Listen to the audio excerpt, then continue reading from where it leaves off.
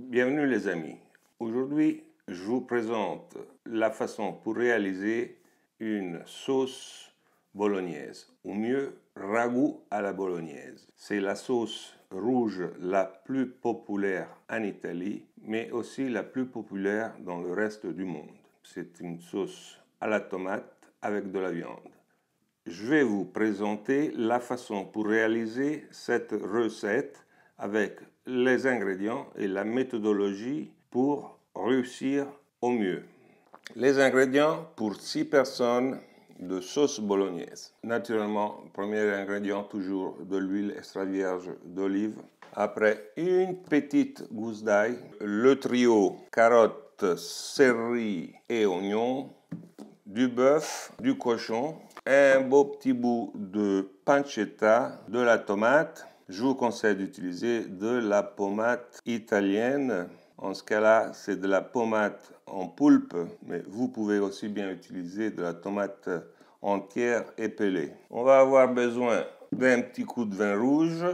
Enfin, les épices, le laurier, le genévrier, la noix muscade, le clou de girofle, et surtout, il vous faut du thym. Ça ne doit pas manquer. Voilà les amis, passons au fourneau et on va faire réchauffer de l'huile d'olive extra vierge, extra bon, comme celui-ci. Vous n'avez pas quand même besoin de beaucoup parce qu'on va ajouter des graisses animales à ça. Et puis, on va mettre une petite gousse d'ail écrasée dans l'huile, comme ça.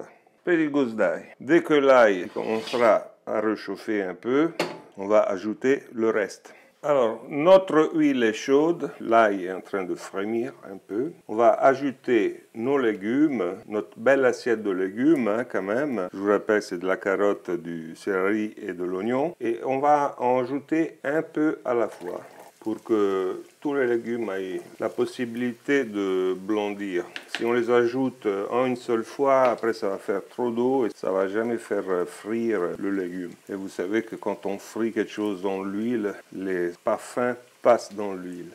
Mes légumes ont partiellement perdu de l'eau et je suis prêt à ajouter mon deuxième batch de légumes pour que tout vienne en contact avec l'huile pour frire plutôt que bouillir.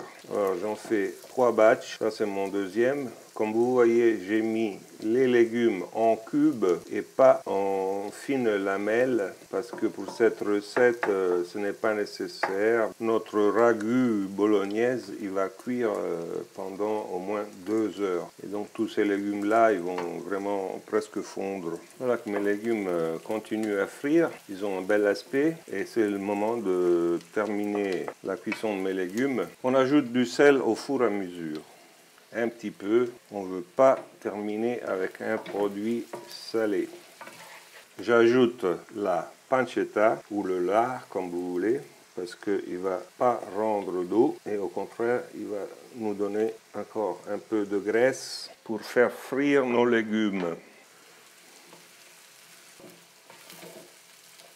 Je donne un bon mélange pour incorporer les lardons aux légumes.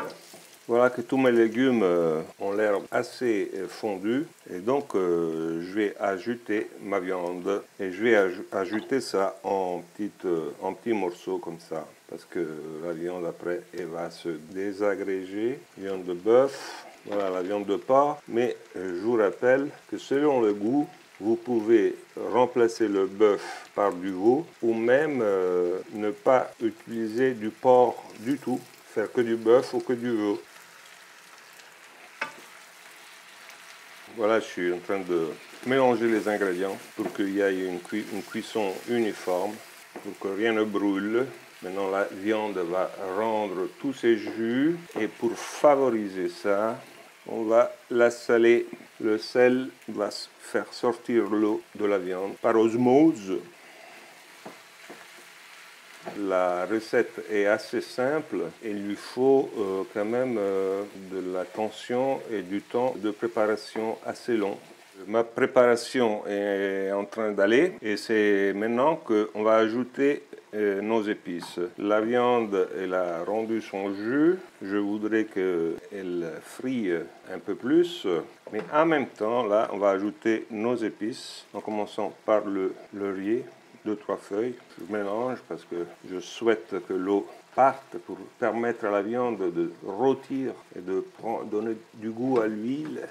On ajoute des clous de girofle et comme on ne peut pas les laisser dans la préparation, si on tombe sur un clou de girofle dans la bouche, entre les dents, c'est vraiment pas amusant. Alors je vais mettre mes clous de girofle attachés à un oignon qu'on va retirer à la fin de la préparation. On va ajouter des graines de genièvre, 4 ou 5.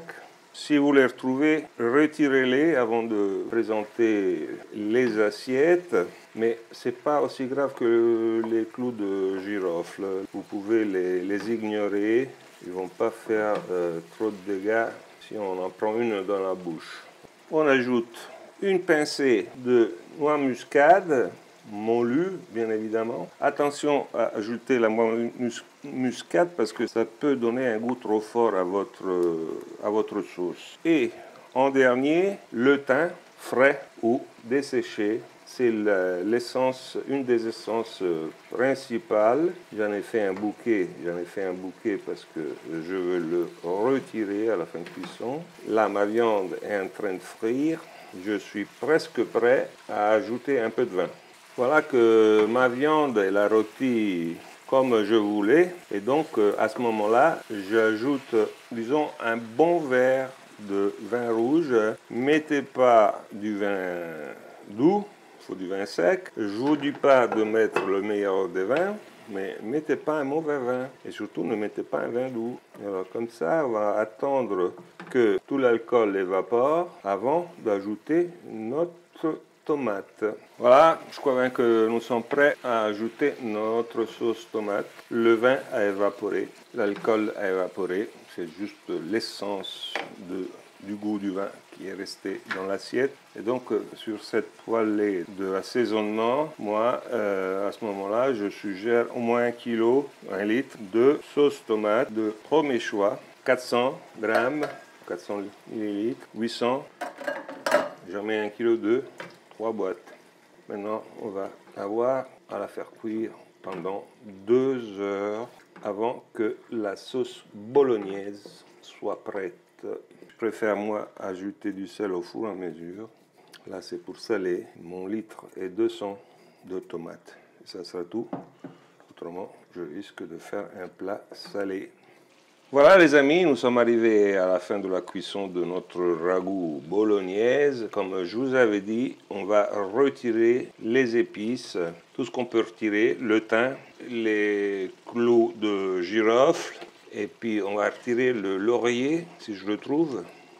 Voilà une deuxième. Comment on va faire? Ah voilà la troisième. Ça y est, on retire ce bout d'oignon. Dernière astuce, la sauce tomate peut être acide. Avec le vin rouge, ça devient encore plus acide. Pour ceux qui n'aiment pas cette acidité, c'est recommandé d'ajouter une substance sucrée. Ça peut être du miel, ça peut être même du sucre. Moi, aujourd'hui, je vais ajouter du sirop d'érable, que ça va donner une complexité à la sauce, plus que le sucre. Voilà, j'en mets juste un peu pour... Moi, j'ai goûté à ma sauce, elle n'est pas acide. Mais en Italie, les mères ajoutent souvent un peu de sucre. C'est une astuce. Voilà les amis, j'ai cuit mes pâtes. La recette des pâtes est disponible dans mes vidéos. Et on va goûter cette fois-ci à la bolognaise qu'on vient de préparer. On va en mettre un peu. Après... Ce qu'on fait, voilà, on les tourne un peu. Faut pas que je vous dise tout, quand même. Vous savez comment manger des pâtes. Après ça, qu'est-ce que vous ne devez pas oublier? C'est le parmesan, c'est essentiel. Voilà, que je suis presque prêt. Ils ont l'air bonnes. J'y goûte. J'y vais. Le sel est juste, c'est l'essentiel. Le goût est extrêmement complexe parce que vous avez vu tous les ingrédients qu'on y a mis. Et finalement, je vous avoue que c'est une très bonne assiette de tagliatelle à l'italienne. On les appelle aussi fettuccini en Italie. Oh que c'est bon.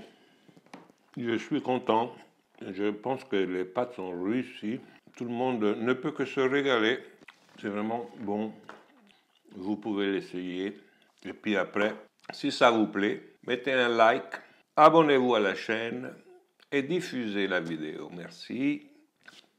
Ciao les amis et à bientôt.